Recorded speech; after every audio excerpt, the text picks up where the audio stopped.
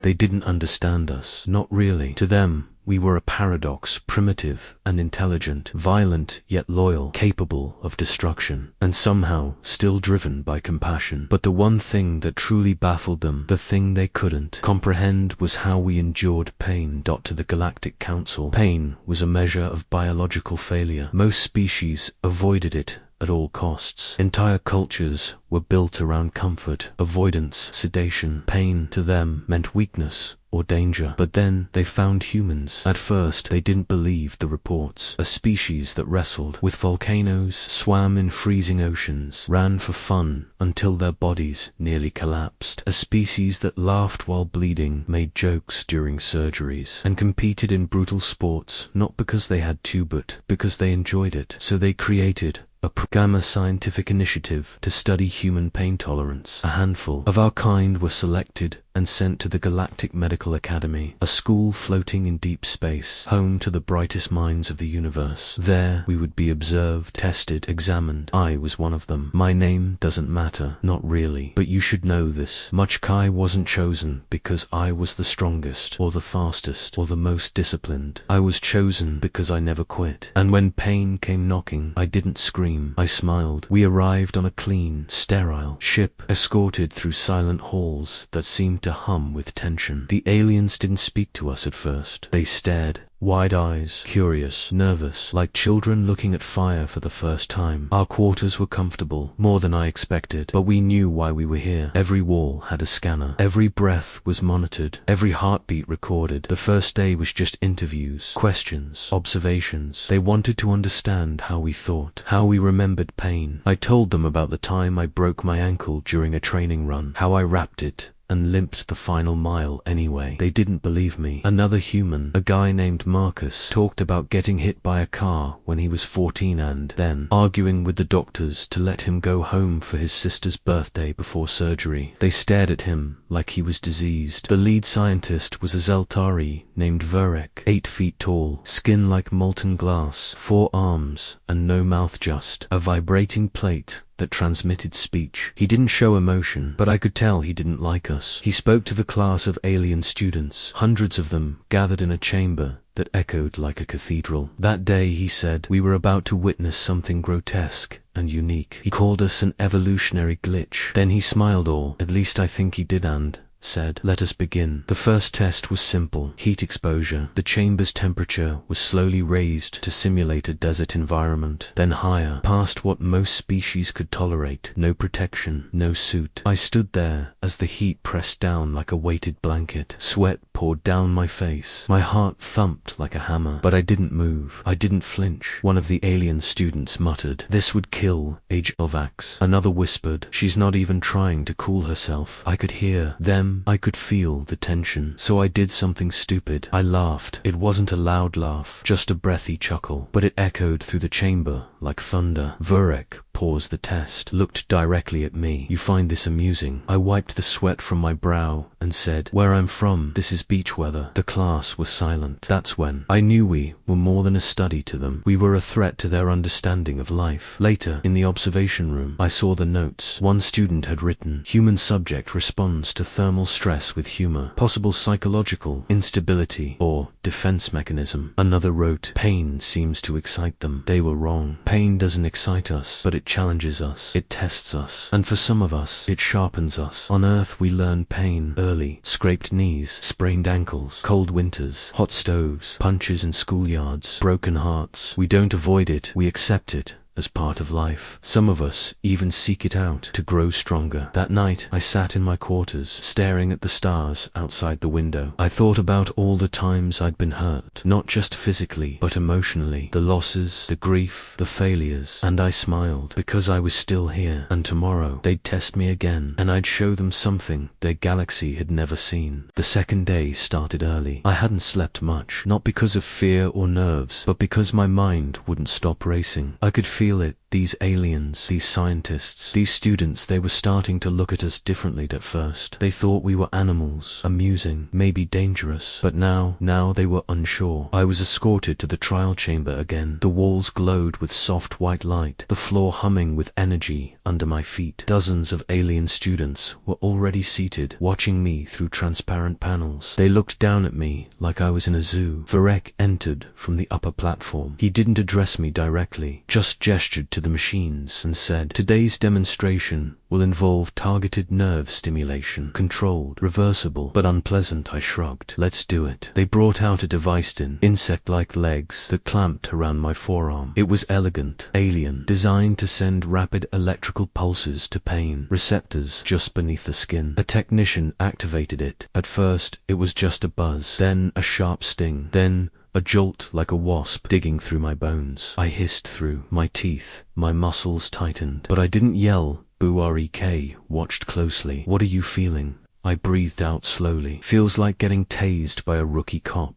Too much voltage, not enough control." There was a reaction in the chamber. Some of the students flinched. One covered their eyes with a trembling tentacle. I smiled, tight, unstrained, but still a smile. The device increased intensity. The pulses came faster, digging deeper, like white-hot needles threading through my nerves. My vision blurred for a moment. The pain was real, not life-threatening, but raw persistent. Most species, I'd later learn, would go into shock. At that level, I leaned back in the chair, let the pain rush through me, and thought of my training days. Early morning PT, cold steel floor, broken knuckles, sprains. The time I tore a ligament in my shoulder and still finished the obstacle course. Pain wasn't new, it was like an old companion, and once you stop fearing it, it loses half its power. "Enough," Varek finally said. The machine powered down. They scanned my vitals. My heart rate was high, but stable. No signs of internal trauma. No lasting nerve damage, just exhaustion. One of the alien students raised a clawed hand. Why didn't she cry out? Varek hesitated, then looked at me. "Tell them," I chuckled. "Crying out doesn't stop the pain, it just lets it win." Another student asked, "Do humans always resist vocalizing pain?" I looked around at their wide, curious eyes. They didn't understand. So I told them no. We cry, we scream, we break sometimes. But the strong ones, the ones who get back up, they don't let pain control them. We let it teach us. Then we laugh in its face. The room was quiet. Later that day, I saw some of them reviewing footage, replaying my reactions, slowing down every twitch of my face, every breath, every smirk. They weren't just studying us anymore. They were trying to understand what made us different. I returned to my room and found a message waiting for me from another human subject. Marcus. He'd undergone a cold endurance test. He described it like swimming in Arctic water for an hour. He'd almost blacked out, but before he did, he made a joke about turning into a popsicle. The technician didn't know what a popsicle was. He passed out laughing. I laughed too, reading it, not because it was funny, but because I knew that moment, the edge of consciousness, the split second before collapse, when your mind searches for something familiar, something human.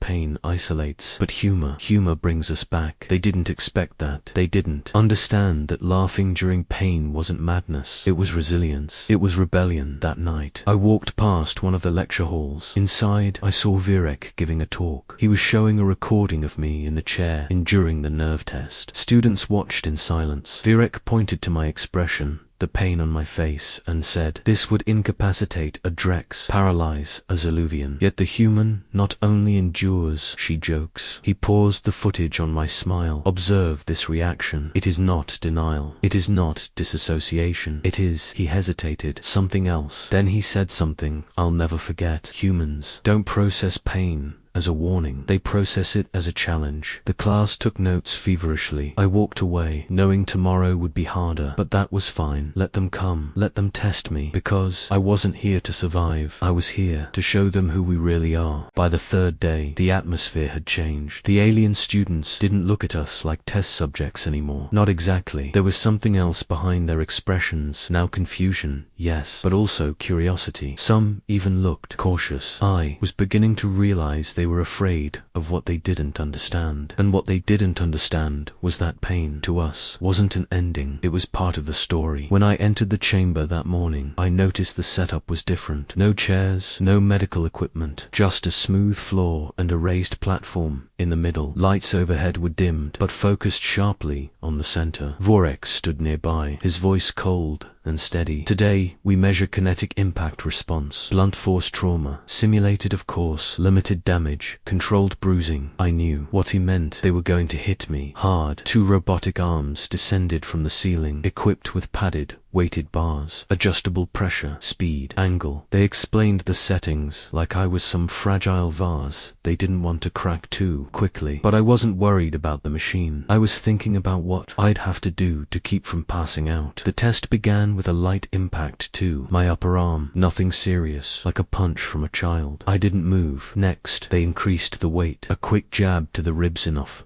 to rattle me. I took a step back, caught my breath, and steadied myself. You may tap out, Vorek offered. I shook my head. Continue. The next hit came to my thigh. A deep, hammering blow. My leg nearly buckled. I gritted my teeth. Every muscle in my body screamed at me to fall, but I didn't. I thought of basic training, obstacle courses, running with sprained ankles, pushing through torn muscles, ignoring the sting in favor of the finish line. The next strike hit my shoulder. Something cracked. Not a break, more like a joint shifting out of place and back again. I winced. My vision blurred. The sound of my own breathing filled my ears, but I didn't make a sound. Then I heard a gasp.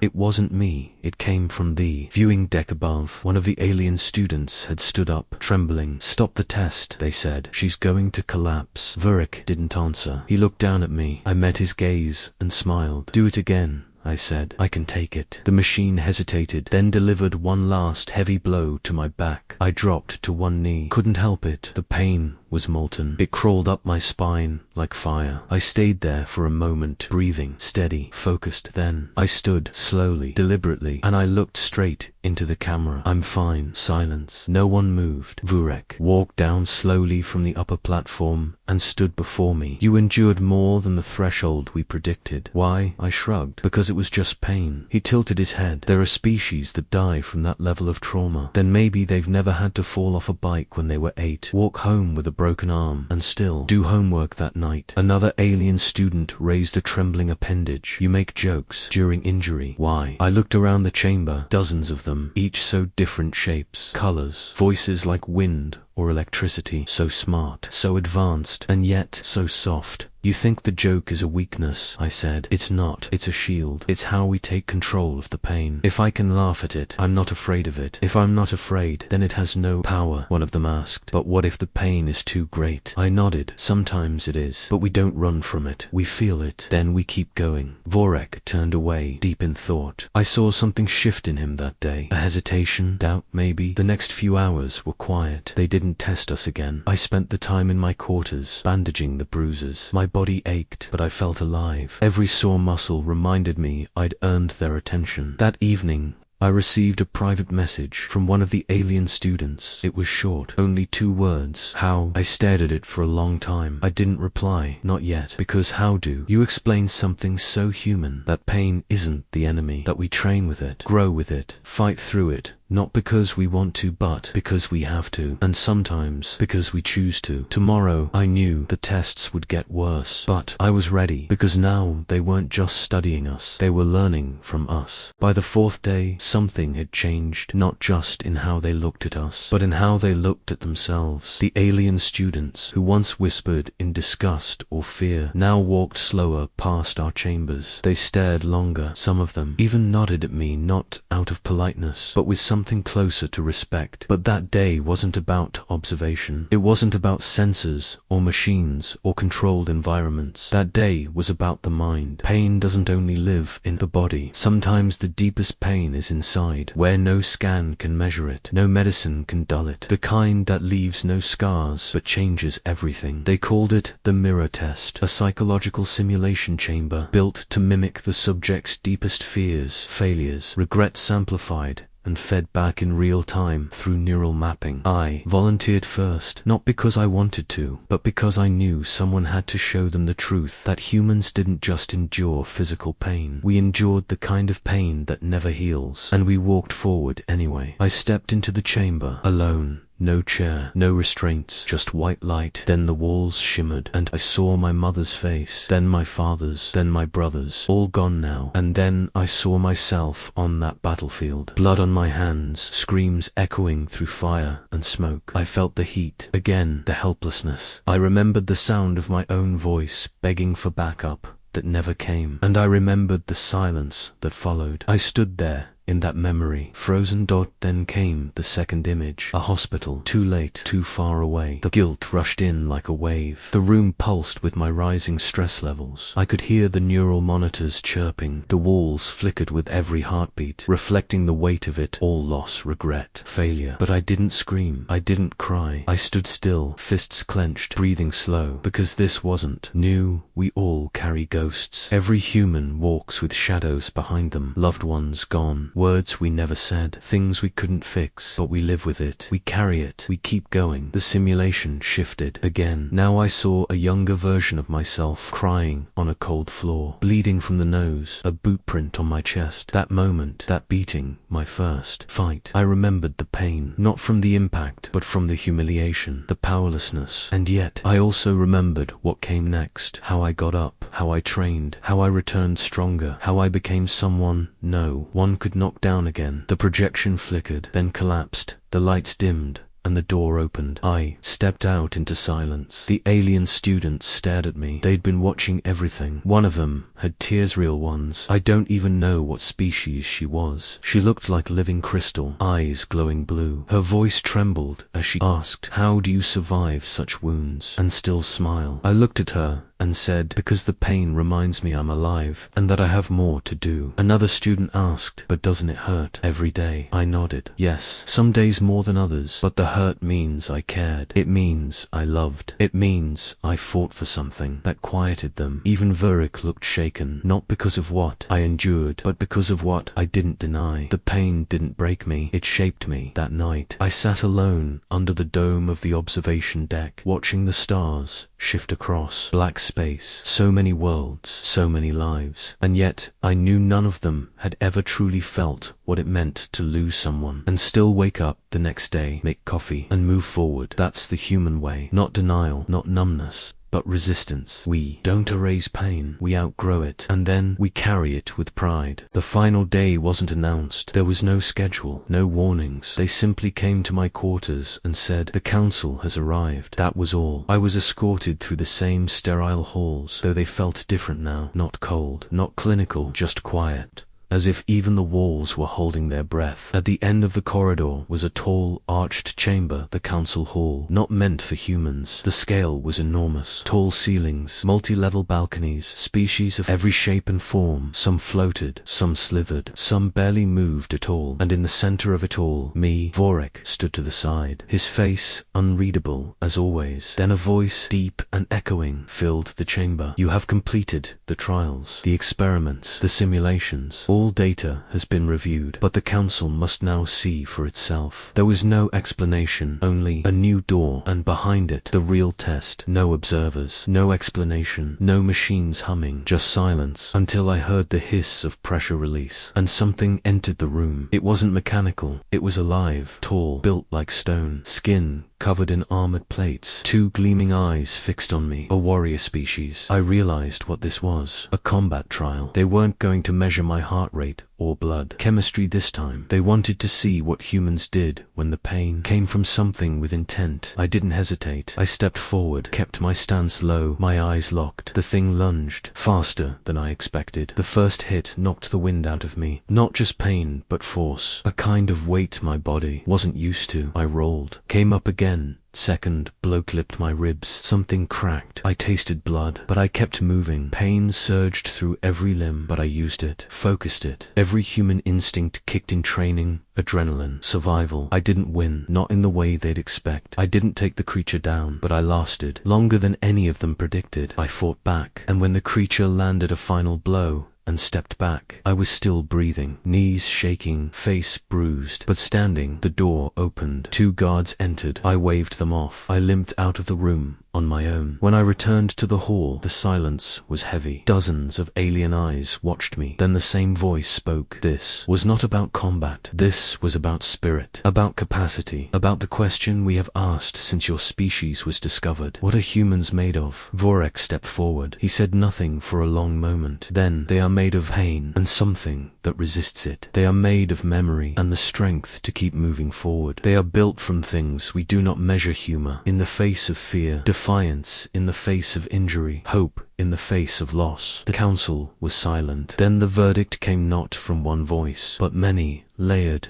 and harmonious. Humanity will not be classified as fragile. Humanity will not be studied as anomaly. Humanity will be respected. And that was it. No medal, no fanfare, just a door opened back to the corridor. A subtle nod from a being with no mouth. A quiet acknowledgement. But I knew what it meant. We weren't just a mystery anymore. We were proof. Proof that strength wasn't only in muscle or technology or numbers. Sometimes the strongest being in the galaxy is the one who gets hit, falls, and stands back up with a bloody grin. Later, I returned to my quarters and saw my reflection in the mirror. Bruised, swollen, tired, but not broken, never broken. And for the first time in this entire mission, I laughed. Not to mask the pain, but because I'd earned that laugh. Because now they knew. Because now the whole galaxy knew. This is what we are. We are human.